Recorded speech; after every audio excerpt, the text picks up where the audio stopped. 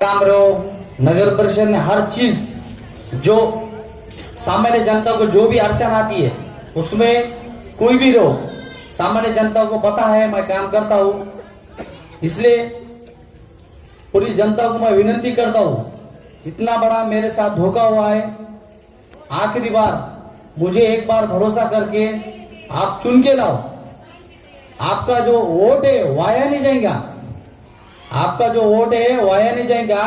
मैं आपको सबको भरोसा दिलाता हूँ, नगर सेवक क्या रहता, उसका काम क्या रहता, वो मैं चुन के आने के बाद बताऊंगा आपको नगर सेवक की पावर क्या रहती।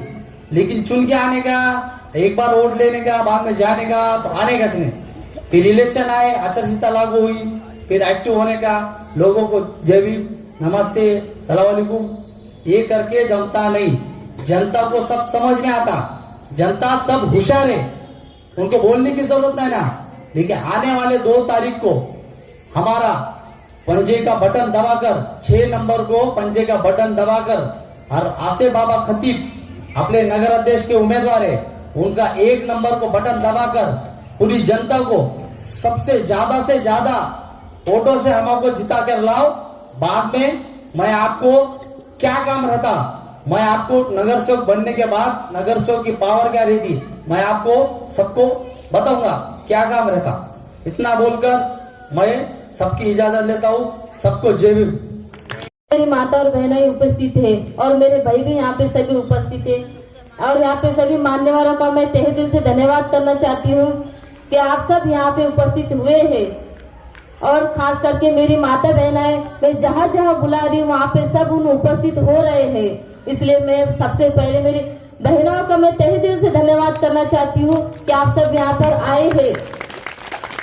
आज हम दुनिया में इस तरह का कोई विधान ना होगा, दुनिया में इस तरह का कोई विधान ना होगा।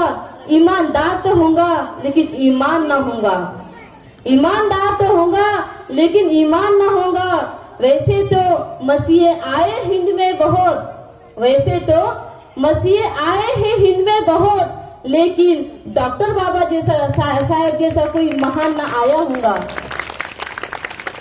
आज आप सभी को भारत संविधान के दिवस की मैं आप सभी को सबसे पहले हार्दिक शुभकामनाएं देती हूँ। आज 26 नवंबर भारतीय संविधान दिन है।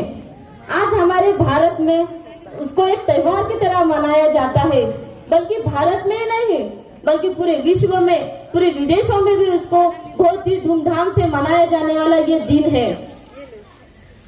आज हम सभी जानते हैं कि बाबा साहेब के संविधान की वजह से हम सभी को बराबरी का हक मिला है। बाबा साहेब के संविधान की वजह से ही हम महिलाओं को मान सम्मान मिला है, और बाबा साहेब के संविधान की वजह से ही भेदभाव, जातिवादी जैसी कुरीतियों को खत्म हुई है।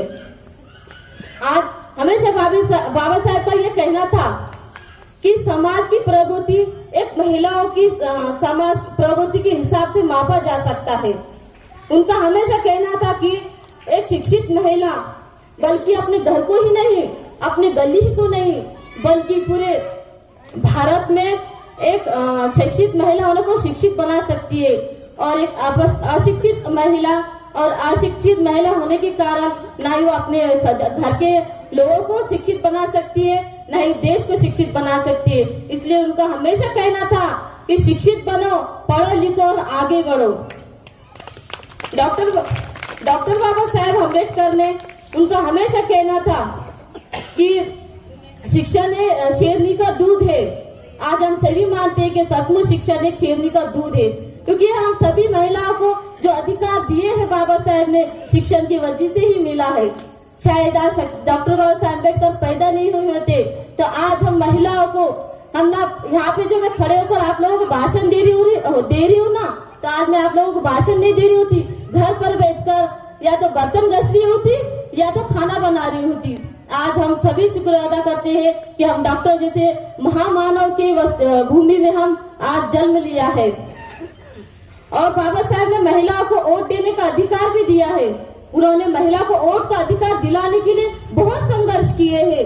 उनका कहना था कि हमेशा राजनीति में औरतों की भी भागीदारी होना, जितना पुरुष पुरुषों की जरूरी है उतना महिलाओं की भी जरूरी है। इसलिए आज मैं और मेरे हस्बैंड अहमद पप्पू वाले राजनीति में आए हैं। इसलिए आज हम सभी यहाँ पर हम ऐसे उम्मीदवार को चुनने आए हैं जो हमारे सुख दुख में हमेशा शामिल रहते हैं, हमारे अच्छे बुरे में आते हैं, हमारी गली की हर समस्या हल करते हैं। वो है हमारे अहमद पप्पू वाले। हम सभी जो सिर्फ मतदान के वक्त ही हमारी गलियों की खबर लेते हैं, जो सिर्फ मतदान के वक्त ही पानी कचरा नाली जैसी समस्या के बारे में जानने की कोशिश करते हैं और सिर्फ जानने की ही कोशिश करते, कभी हल निकालने की कोशिश करते हैं, वहाँ को लावारिस की तरह छोड़ देते हैं। मेरी भाई और बहनों, आज मैं आप सबसे सवाल करना चाहती हूँ।